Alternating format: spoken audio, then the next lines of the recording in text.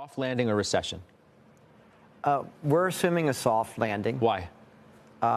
Look, that's not my day job. Yeah, Scott. but it has to be your day job if you're picking bank stocks, doesn't it? Well, from a bottom-up perspective. See where I'm going with this? From a bottom-up perspective, you're not seeing it at the banks. You're not seeing a hard landing. You're not seeing some kind of global financial crisis. You're not seeing a credit crisis. Credit quality is good. Loans are still growing. Spread revenues are back.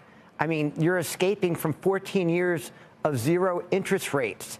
So the escape velocity from that puts the NIM back into the bank equation. And that's a tailwind the banks have not had for any recession in the last half century. Also, I mean, any corporate that was able to, which is almost all of them, refinance their debt to much longer maturities. The consumer has a lot more cash. And again, in the data itself, the micro data, it's not supporting some big macro, smack across your face. Why'd you bring the Grinch? Is that the Grinch?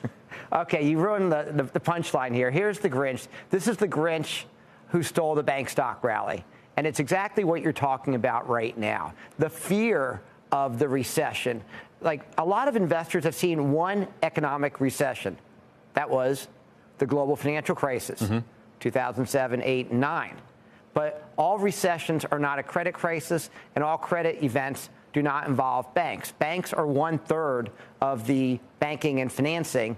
Look out for the other 2/3, the private capital market, the fintechs, the others out there that have been taking the risk that banks have been pushing off. And banks have been pushing off that risk because it's been mandated by regulators with the Fed stress test and capital requirements and everything else that's taken place for the last 15 years. This is the moment when banks finally have their chance to shine. Okay, so bank balance sheets are great, right? Give you that. I mean, obviously, they've grown by leaps and bounds.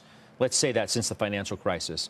But better balance sheets alone, banks being in a better situation doesn't mean that bank stocks are in a better situation for your portfolio, does it? Look, over the next 12 to 18 months, high conviction that bank stocks will outperform. And just like going back to the Grinch analogy, it's sad for a while. It looks like you won't get your presents. But in the end, and here's a spoiler alert for you, Scott, in case you don't know the end, you do get the presents, and bank stock investors will get their outperformance. Unless you have a recession. A soft recession is very manageable. Banks are recession ready. They've been preparing for this moment for over a decade. What if rates have peaked and rates come down more than they've already come down from the peak that they were at? Is that good for banks? Good for bank stocks? So then you're penalizing banks for what they're not getting credit for in the first place. The NII to this guy theme, the net interest income growth, is the strongest you're almost ever seen in our lifetimes over the next few quarters. It's not like you have a long time to wait.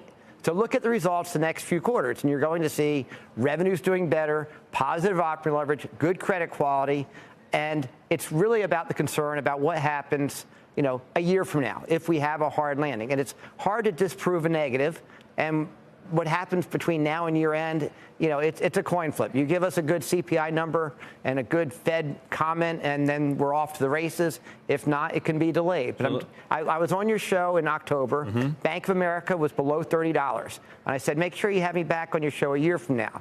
Well, we've upped, 4 or 5 points since then, and Bank of America is still my number one pick. I think can still hit an all-time high over the next 18 months. Okay. And by the way, when you get to the other side of this recession, I know that's looking a little longer term, but if banks actually prove the improved resiliency that regulators have mandated for the last 10 to 15 years, then there's a chance not only for a re-rating back to historical levels, but a re-rating above historical levels as banks prove their more defensive nature and also a little bit of extra, tailwind behind their Main Street banking growth. But in your view, because I'm looking at the 1 month performance of most of these stocks, they being unfairly punished because of concerns about a recession.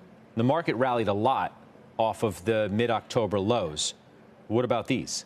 It's like Pavlov's dog. You hear recession and you sell bank stocks, but that's because every recession is not the global financial crisis. Banks have reduced leverage by about half. They increased their cash assets by about half. The average consumer that banks lend to is much higher quality. Remember the subprime crisis? That's minuscule now compared to where it was. Construction and development loans are a lot less. So banks have gotten their act together. So back to the Grinch. The Grinch stole the bank stock rally, but in the end, the Grinch will give the presents back. Scott, you can have this if it helps you sleep at night. No, it's all good. Okay. You need a new Grinch, though. That thing looks like you drop it out the window on the West Side Highway on the way here. You need a new Grinch. Maybe I'll buy it for you. Mike Mayo, thank you very much. Thanks for having me. All right.